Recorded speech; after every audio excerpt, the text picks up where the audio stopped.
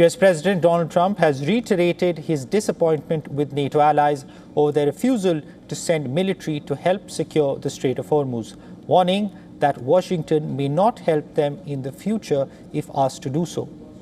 Since the start of the Israel-US offensive against Iran a month ago, Trump has repeatedly voiced frustration over Western allies' lack of support and reluctance to commit forces to help reopen the Strait of Hormuz. The traffic through the narrow waterway has come to a virtual standstill, leading to a surge in global energy prices. It's going to make a lot of money for the United States because we spend hundreds of billions of dollars a year on NATO. Hundreds of protecting them. And we would have always been there for them. But now, based on their actions, I guess we don't have to be, do we? Mr. President. That sounds like a breaking story, yes, sir. Is that breaking news? I think we just have breaking news. But that's the fact. I've been saying that. Why would we be there for them if they're not there for us? They weren't there for us. 6 key powers, including Britain, France, Germany and Japan, say they are ready to contribute to the efforts but have not made any commitment. Last week, Trump dubbed NATO member states cowards, declaring that the North Atlantic Treaty Organization was a paper tiger without the United States. I think he just made an observation, and the observation is that the United States is constantly being asked to help in a war, and we have more than any other country in the world, on a war that's happening in another continent, in Ukraine. But when the U.S. had a need, he didn't get proper positive responses. So right now he's just making the observation that, I think there was a couple of the leaders in Europe who said that this was not Europe's war. Well, Ukraine is not America's war, and yet we've contributed more to that fight than any other country in the world. The development was also overshadowed by another statement from Rubio, who didn't deny the possibility of diverting weapons meant from Ukraine to the Iran war. He dismissed claims that Russia was impeding the US war effort against Iran. This is significant as most NATO countries have raised concerns suggesting Russia could benefit from the West Asia conflict by taking advantage of the global energy crisis and lack of weapons for Ukraine. I don't have anything to announce. It's not like I can tell you that that's happening right now, but it could happen, and it could have always happened. If we need something for America, and it's American, we're going to keep it for America first. While in France, Rubio met with foreign ministers of G7 countries in Paris, asking them to assist with the opening of the Strait of Hormuz. Rubio joined his G7 counterparts a day after President Donald Trump lobbed insults at other NATO countries, making it even more difficult for America's top diplomat to try to sell the U.S. strategy. Although contradicting the U.S. president, Rubio took a more soft approach at the G7 gathering. A lot of work happening right now. The UK has played a prominent role in bringing that together, but other countries as well. And there seems to be a lot of acceptance of all that. And our allies and partners here, at least to me, seem to be appreciative of updates on our operation and an understanding of what lies ahead over the next few weeks. The G7 meeting was dominated by uncertainty over the current U.S. strategy in the West Asia war. A major theme of the meeting in Paris was Iran's de facto closure of the Hormuz Strait. The G7 foreign ministers deliberated on efforts to mitigate global economic shocks, such as disruptions to economic, energy, fertilizer, and commercial supply chains.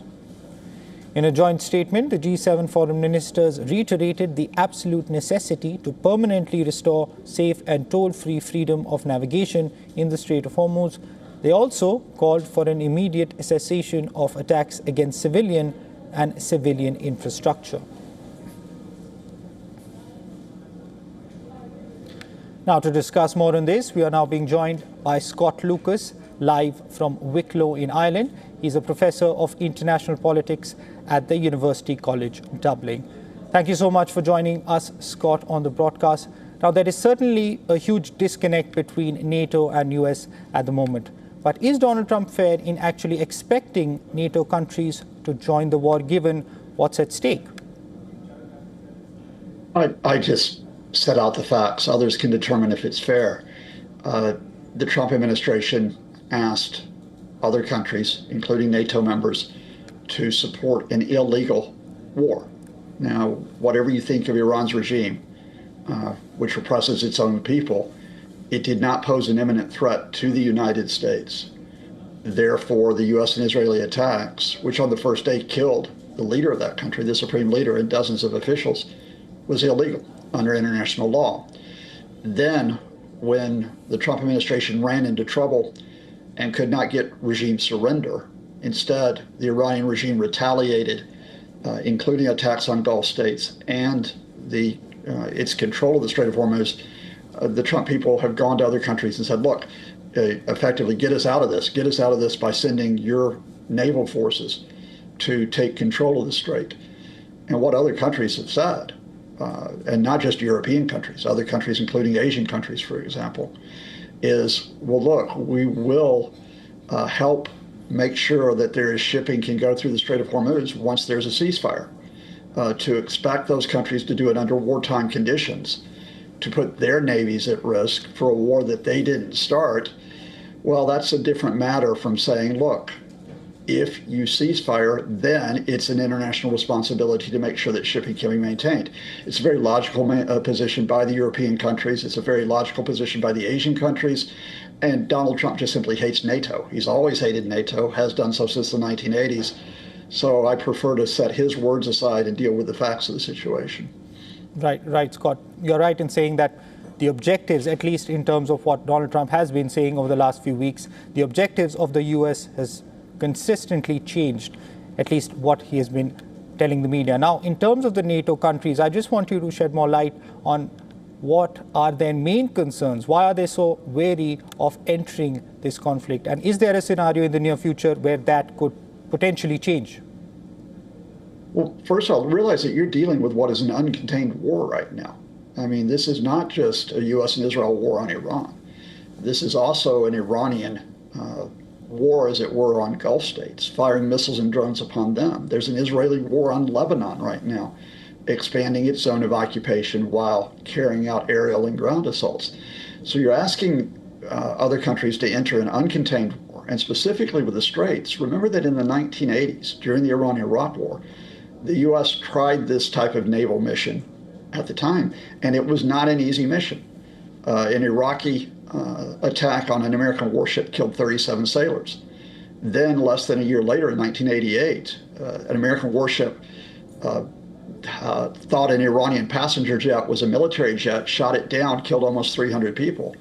So simply telling other countries, oh, just put your naval forces in there. When the Iranians have mines, the Iranians have small boats that can carry out attacks, the Iranians still have missiles and drones, and you're in a war situation asking other countries to become belligerents rather than trying to de-escalate the conflict. And that's the key word here. It's the key word for India. It's the key word for other Asian countries. It's the key word for other Latin American countries. It's the key word for Europe. If Donald Trump and his administration were serious, they would pursue de-escalation right now to reduce the attacks, and that would open up the strait. But of course, they don't want to do that because that would be an admission that they had failed to knock out the regime in Iran. Right, Scott. Now, the current situation that we're in, we could also be looking at a major reset in U.S. relations with multiple European countries. Now, Trump also clearly said that the U.S. won't be there if needed, if NATO needed them to be so. So is he essentially saying that there not be any military support for NATO countries in the future from the U.S.? Well, first, let's set out a couple of facts. NATO supported the United States after the attacks of 9/11. NATO countries sent forces into Iraq, and so alongside the Americans, hundreds of them were killed. NATO forces sent personnel into Afghanistan for almost 20 years alongside Americans. Hundreds of them were killed. So NATO has supported the United States in the past. What is happening now is that the Trump administration is effectively blackmailing European countries, which says, look, if you don't come in and join this war against Iran, then we will not help Ukraine defend itself against Russia's invasion, which is now in its 5th year.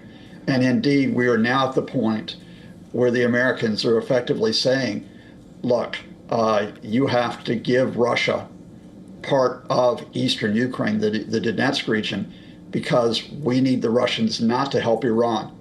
So, this is just simply callous power politics because the Americans have got themselves into trouble. It has nothing to do with NATO not willing to be able to help America. Indeed, remember that NATO members are helping the United States with defensive operations right now.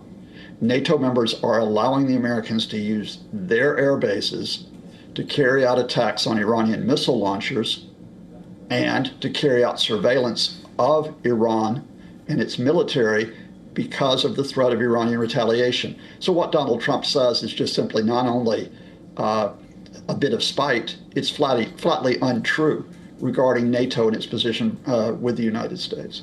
Right. My final question to you, Scott. Now, you said that Trump always has had sort of hatred, is the word you mentioned, towards NATO. So in the situation we're in right now, and Donald Trump is going to be president at least for the next 2 years, what does the future of NATO look like? Look, the future of NATO is that it will continue because there are 31 other members of NATO who will continue to collaborate over their security. And despite Donald Trump's words, I have to emphasize that there are American personnel who on a day-to-day basis in NATO work with those other 31 countries on security. But for Trump and his inner circle, let's be clear, there is no alliance with NATO. There is no alliance with European countries. Indeed, there's no alliance if you go beyond Europe for Trump with countries like India. They don't believe in allies. They don't believe in a relationship unless it's something that you give them. And in that situation, whether we're talking about India, whether we're talking about other countries in Asia, or whether we're talking about NATO, you have to plan for your own defense without assuming that the Trump administration will be at the center of it. Right. Scott, as always, thank you very much for your valuable insights. We'll, of course, continue tracking developments on the NATO front when it comes to the US-Israel war on Iran. Thank you very much, Scott. Thank you, and thank your viewers.